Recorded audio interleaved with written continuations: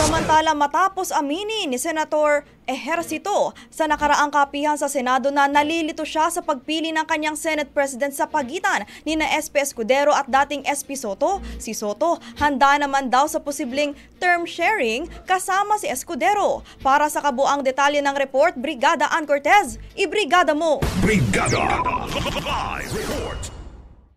Ibinahagi na Senador-elect Tito Soto III na handa naman siya sa posibleng term sharing kasama si Senate President Chis Escudero sa pagka-Senate President sa paparating na 20th Congress. Kamakailan namin na Senador J.V. Ejercito na nalilito siya kung sino sa dalawa ang kanyang iboboto para sa pagkapangulo ng Senado dahil parehong miyembro ito ng kanyang partido na kinabibilangan ng Nationalist People's Coalition.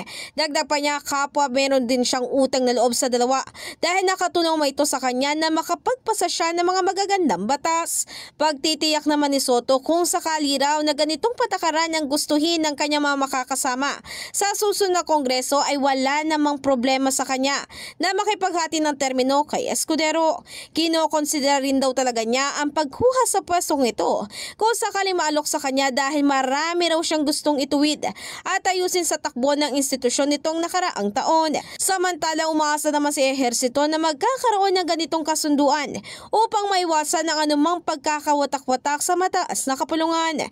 Matatandaan noong 2019 naghati sa pagiging House Speaker sina dating Taguig Pateros Representative Alan Peter Cayetano at dating Marinduque Representative Lord Velasco.